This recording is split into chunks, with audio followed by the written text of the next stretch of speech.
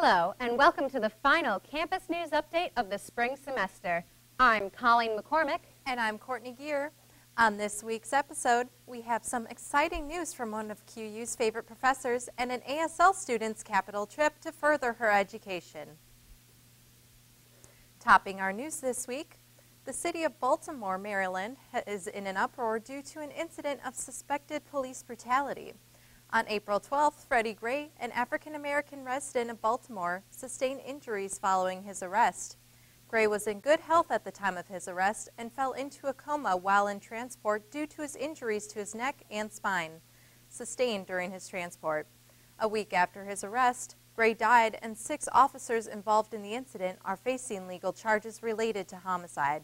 Following Gray's funeral on April 27th, residents of Baltimore began protesting in front of the police station peacefully at first, but later the protests became so violent that the Maryland Army National Guard have been deployed to the area and a state of emergency was declared in the city limits. One professor says the local news in Baltimore holds more truth than the national media coverage. I was riveted to the coverage in the first several days, as was probably the rest of the country. The real reporting, the real stories and issues that come out are probably happening now on the local news, just like in Ferguson. Many recent events making news headlines include situations where people were able to take videos and pictures on their mobile devices. We asked students and faculty about what they think about this and the media's portrayal of incidents such as the Baltimore riots. If they do it peacefully and stuff like that, that's cool. They can do that, but when they start destroying public property and stuff like that, that's definitely going way too far. My concern is that there's a lot of polarization going on, that people have gone way to the extreme on both sides. I believe that there is great value in law enforcement and law enforcement done well. The issue has to do with whether or not law enforcement is being done well. I think the media is typically handling the situation a little bit the wrong way, because instead of getting out the true story, they're kind of focusing on other non-necessary factors. It's kind of like a trickle effect to me. It's a lot of underlining things going on in the U.S. that shouldn't happen because it's supposed to be the land of opportunity and the land of the equal, but it's not. The media is not paying attention to any of these peaceful protests that are going on. And honestly, I think they're a lot more powerful than a bunch of people going and tearing up the town. The school year is coming to an end, which means an end to this year's Student Government Executive Team. 4 of the 5 members of this year's executive team will graduate this year. The 2015 and 2016 fiscal year will have new faces to represent the student body.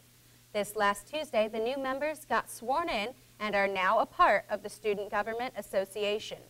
The new executives are in the following order: President Aaron Arden, Vice President Scott Shoup, Lauren Beeman is the president, Aaron Harden is the vice president, Scott Shoup is the vice president of finance, Maggie Lawson is the vice president of marketing and events, and Alex Tedrow is the secretary.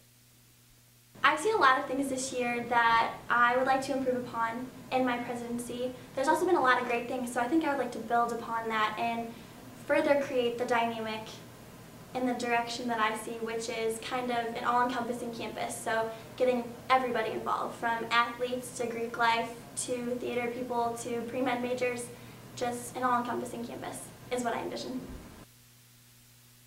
Senior art student majors showcased their pieces one last time in the 2015 Senior Retrospective exhibit. A reception was held last Sunday in the Gray Gallery and featured works from 6 seniors. Each piece is showcased in the gallery with a brief description of the artwork. The reception was a true celebration of art, from drawing to live musical performances. Personally, I really never thought that an art show was really that serious. But after getting the full experience and really getting to understand like what it takes to be an artist, it really has pushed me to really want to have people see what I can create, from photography to graphic design. The senior art exhibit will be on display at the Gray Gallery through May 17th. The Quincy University Theater Department put on their final performance of the semester. The group performed a musical rendition of Alice in Wonderland. For the Senior Theater Music Department members, the performance marked the last production that they will be a part of with Quincy University. This was not only the last show for the students, but was also the last show for the director, Connie Phillips.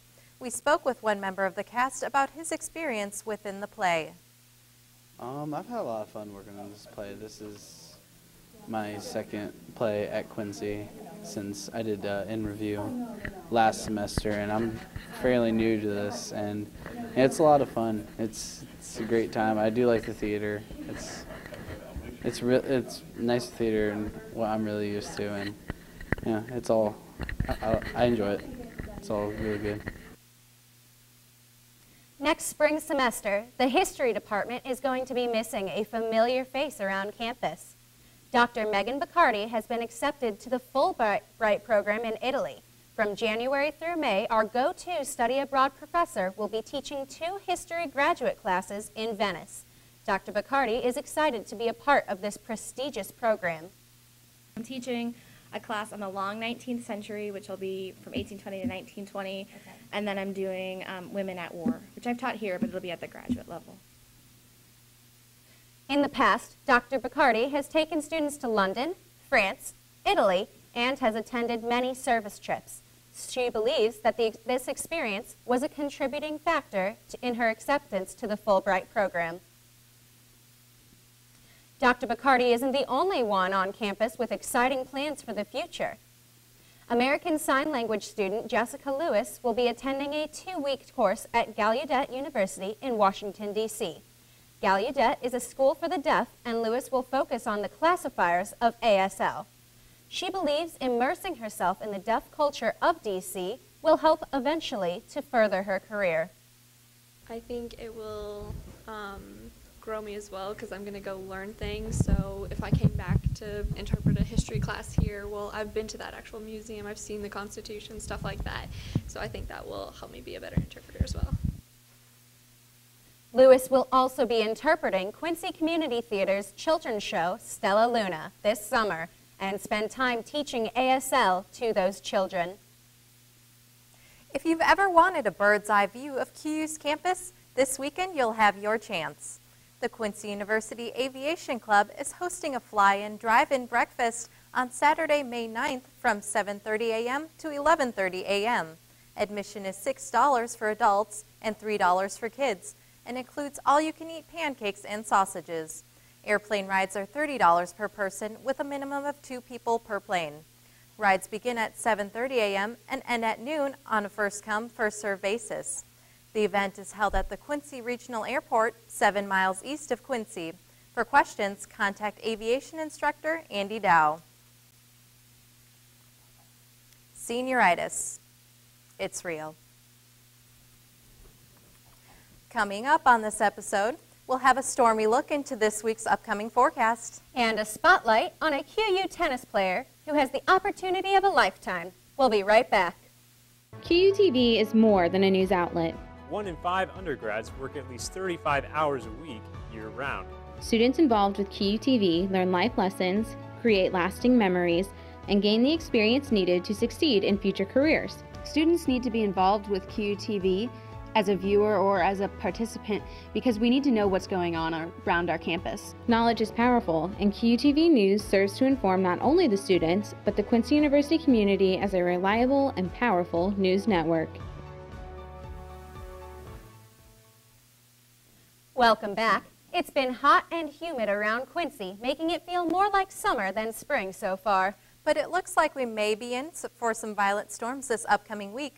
QUTV's Allison Malone has the details. Allison? Hi, and we're going to get started on your weekly forecast. Starting on Friday, May 8th, it's going to be 81 degrees. We're going to have some rain again, once again. And then we're going to move to Saturday. It's going to be another 81 degrees. We are going to have some rain yet again, but this is a great time to stay in and work on your finals, study for your finals. And then we have on Sunday, once again, it's going to be a nice 86 degrees, but unfortunately, we're going to have this rain again.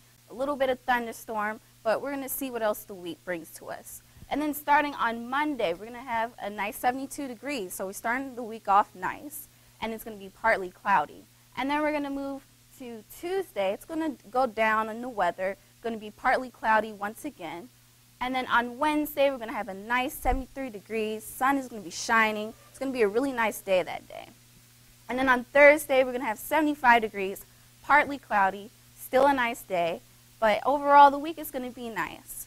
And that is it for your weekly forecast. I'm Allison, and I'm signing off for the rest of the semester. Everybody have a great summer, and God bless.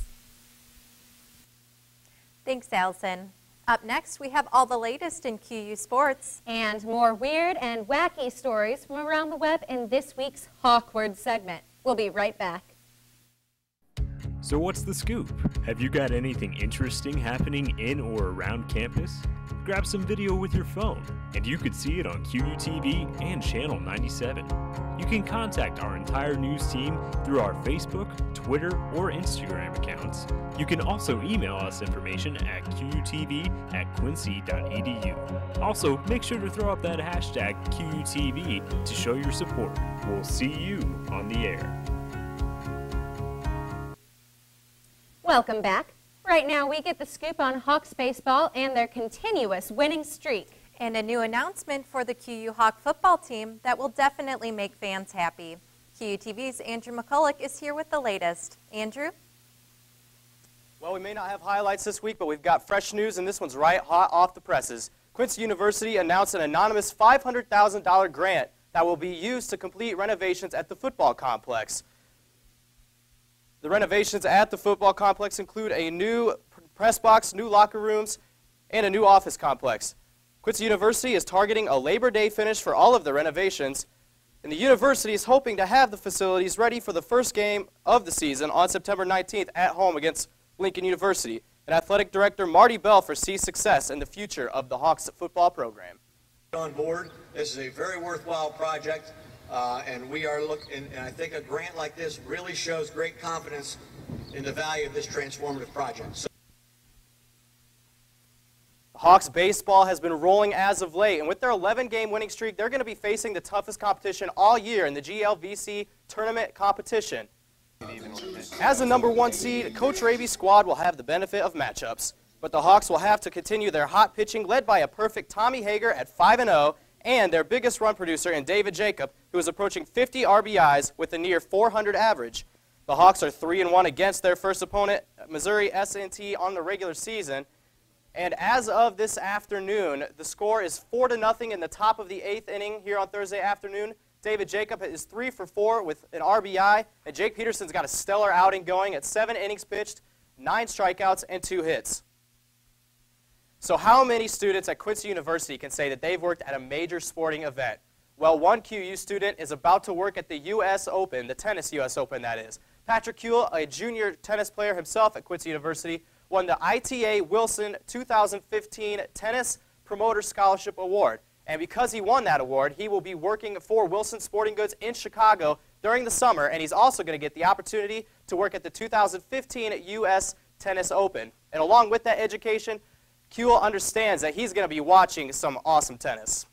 This year I'll get to see, Federer, be playing and all the top names, and I'll probably get to be in the final match. So I'm pretty excited about it for sure.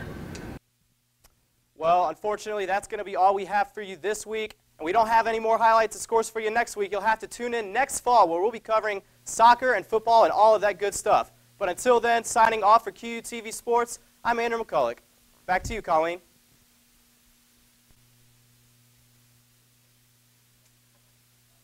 Two members of the QUTV team now have big plans for this summer. Seniors Andrew McCulloch and Randy Swope have been hired as the Quincy Gems broadcast team. Andrew will call play-by-play for all of the Gems games, broadcast online at quincygems.com. Randy will be the videographer for the games and join Andrew as co-host. The pair will spend the entire summer with the Gems, covering home games and traveling with the team on road trips. I'm excited because I get to have a wonderful co-host, Andrew McCulloch, He's going to be voicing the games, and I'm going to be video broadcasting these games, and they're going to go live stream over the internet. And so this way, every person can see this. You know, if they got a family member or just anyone in general can watch this, and I get to, you know, use all my skills that I know and, you know, be a better videographer. It's a great opportunity, and it's a huge resume builder for me. This is what I want to do out after Quincy University after I graduate. So I'm just really looking forward to the opportunity, and it's just going to help me better myself as a broadcaster. And speaking of Randy, he joins us with the final Hawkward moments of the year. Randy? Thanks, guys, and welcome to this episode of the final Hawkward segment that we have of this year, where we bring you the craziest and strangest stories from around the web. So let's get started. Well, this story seems like quite the cat and mouse game. Literally. A drug suspect, Diego Martinez Espinoza, escaped from his house, arrested in Virginia by putting his GPS monitor on his cat. The illegal Mexican national disappeared around March 1st when he was on house arrest as he awaited trial charges of possession of more than 40 pounds of cocaine with the intent of distribution. The GPS seemed to be working according to the authorities, until the power ran out on March 2nd. When the landlord went to check on Martin Espinoza, he was nowhere to be found. And get this, his cat was wearing the GPS unit. It turns out that numerous times the previous month, the GPS monitor had pinged that it was being tampered with, but each time the suspect was checked up on, everything seemed to be in order. This situation led authorities to the issue of him replacing the unit, since they thought his GPS monitor was malfunctioning. Authorities have not found the suspect yet, but a new warrant for his arrest is out. Talk about a clever criminal. We just hope that the cat doesn't do jail time along with his owner. Awkward. The next story will have you going bananas. Boxes of bananas waiting to be unloaded at Berlin Aldi store. All of them were cracked up to be, and they were loaded with much more than just potassium. It turns out 850 pounds of cocaine were hidden into boxes. It was worth an estimate of $16.7 million. The cocaine-filled boxes were to be delivered to 13 Aldi stores in Berlin area. Other stories are currently being searched for further narcotics, but the origin of the shipment was not to be revealed as of now. This follows a similar illegal case where packages of cocaine totaling over 300 pounds were found in bananas delivered to the Berlin area Aldi stores in January of 2014. After hearing this story, bananas don't really seem all that appealing to us anymore.